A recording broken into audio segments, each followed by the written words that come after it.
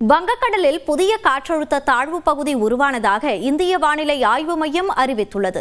வடக்கு அந்தமான் மற்றும் தெற்கு மியான்மர் கடல் பகுதியில் மேலடுக்கு சுழற்சி ஒன்று நிலவி வந்தது.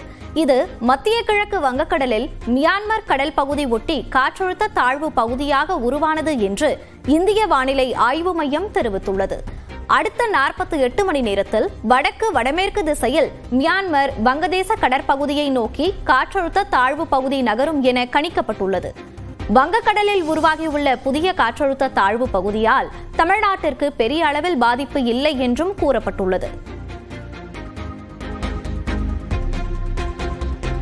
அதிமுகவிலிருந்து தன்னை நீக்கியதை எதிர்த்து வழக்கு தொடர்வேன் என தெரிவித்துள்ள செங்கோட்டையன், கோடநாடு கொலை வழக்கில் இபிஎஸ் தான் A1 என்றும் கூறியுள்ளார்.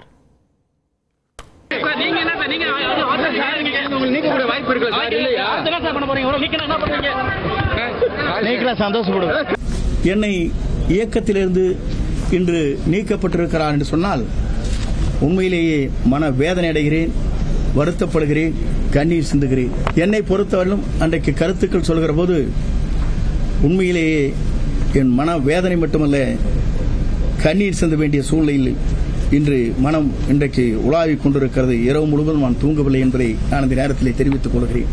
கட்சியில் இருந்து நீக்கினால் மகிழ்ச்சி அடைவேன் என கூறிய அதிமுக மூத்த நிர்வாகி செங்கோட்டையன் நீக்கப்பட்ட பிறகு கூறிய வார்த்தைகளே இவை.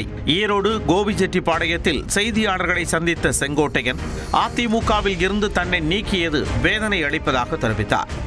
இயக்கத்திலிருந்து இன்று நீக்கப்பட்டிருக்கிறார் என்று சொன்னால் உண்மையிலேயே மன வேதனை அடைகிறேன், வருத்தப்படுகிறேன், கண்ணீர் சிந்துகிறேன். பொதுக்குழு எடுக்கப்பட்ட முடிவின்படி அடிப்படை உறுப்பினரிலிருந்து நீக்கப்பட்டதோடு இணைந்து செயல்படுவோம் என்று அறிவித்தால் தலைமை இன்றைக்கு நடவடிக்கை எடுக்கப்பட்டது. இது ஏதோ நான் எடுத்த நடவடிக்கை மாதிரி எண்ணக்கூடாது.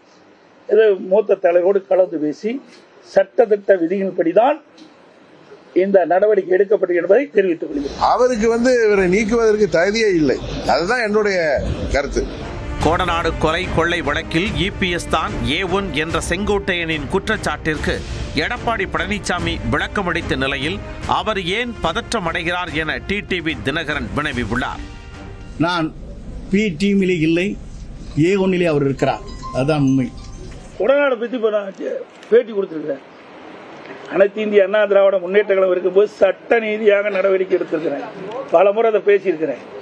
ஒரு குற்றம் புரிஞ்சா ஒரு அரசாங்கம் நடவடிக்கை எடுக்கும், அதுதான் செய்யும். அதான் நாங்களும் செஞ்சோம். அது மட்டும் இல்ல, 2-3 கொலை நடக்கினாரு. என்ன ஒரு கட்சி இப்படிப்பட்ட வன்மத்தனமா இருக்கிறவங்க எப்படி இருந்திருக்கும்? கொடநாடு கொலை வழக்க அதை பத்தி பேசினாலே பழனிசாமி பதறாருல, அது காரணம் என்னன்னு அவர்கிட்ட கேள்வி. அதிமுகவின் தற்காலிக பொதுச் செயலாளர் தான் இபிஎஸ் என செங்கோட்டையன் விமர்சித்த நிலையில் தான் தேர்தல் ஆணையத்தால் அங்கீகரிக்கப்பட்ட பொதுச் செயலாளர் என எடப்பாடி பழனிசாமி பதிலளித்துள்ளார்.